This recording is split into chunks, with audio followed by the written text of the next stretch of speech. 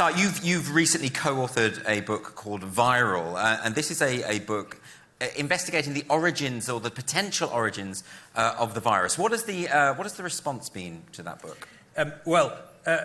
Just to go back to some of the things you've been talking about earlier in the show, we haven't been cancelled, but there's been a heck of a lot of gatekeeping and trying to keep us off the air and that kind of thing. And the nearest I came to a sort of serious crisis of this kind was when somebody wrote to the Commissioner for Standards in the House of Lords. I was still in the House of Lords at the time, to complain about me.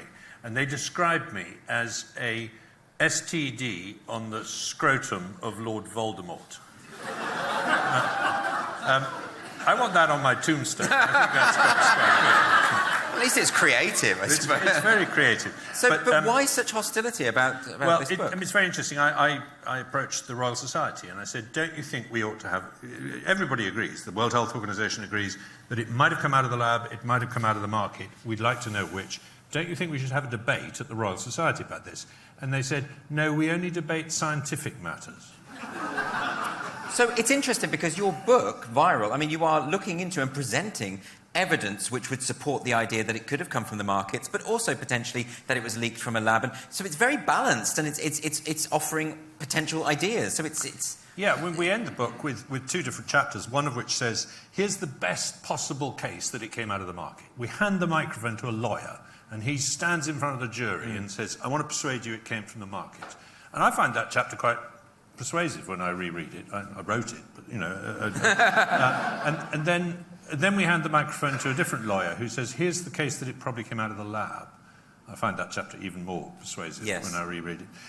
So, you know, we think we're balanced, but that's not the way the world's interpreted. And my co-author, brilliant scientist called Alina Chan from the MIT and Harvard, great, you know, a young star in virology, she is, you know, she's unbelievably brave, and she's still in the profession. You know, she's still in molecular biology and virology, etc.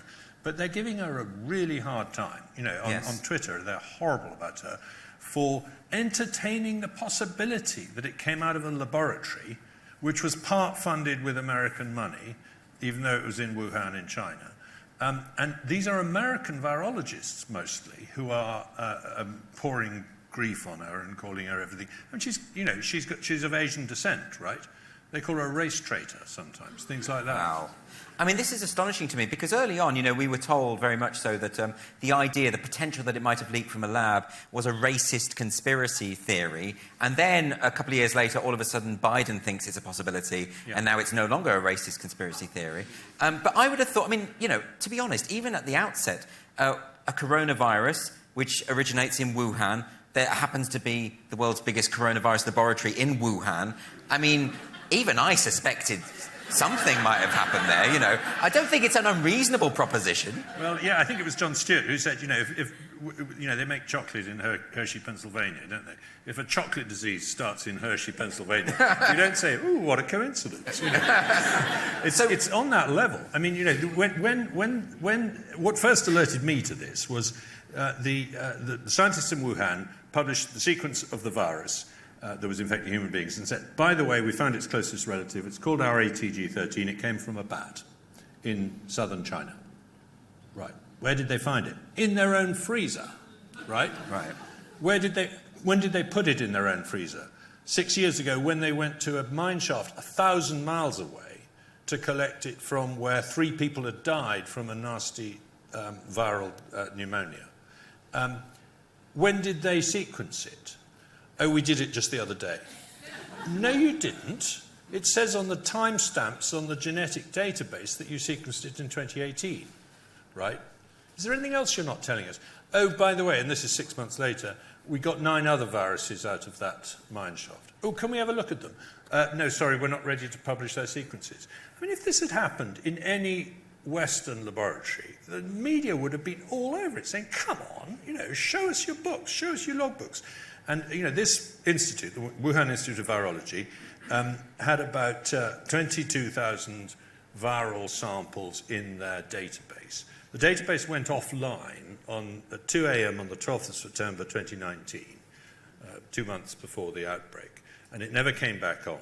And I kept going on and challenging them and, writing to Xi Zhengli and others saying, why can't you show us this database? Because it might have relevant viruses in it.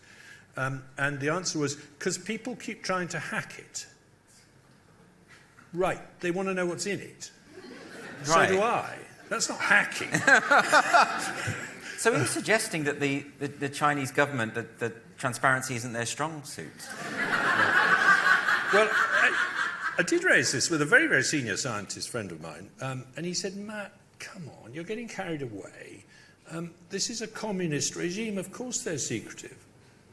And I said, how's that supposed to reassure me? But this is an interesting... What has happened here, though, and more broadly, I'd say, for the scientific community, surely the whole point of science is that you try and find out what the truth is, no matter how unpalatable that might be. Why is even entertaining this possibility or looking into it suddenly so controversial? Well, it seems to be that there are several motives for people not to want to know what happened. One of them is because they don't want Donald Trump to be right about something. We can sort of sympathise with that to some degree.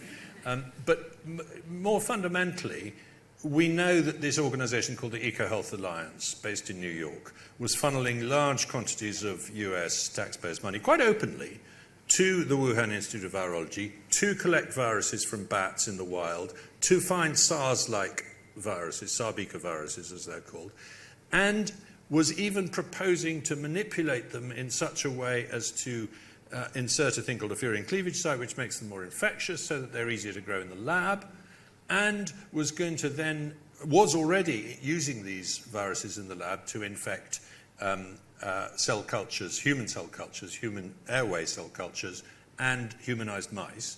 And they were doing the cell culture work at biosafety level 2 and the mouse work at biosafety level 3, which is not great, frankly. Yeah. It's not, you would catch COVID if this was in the lab.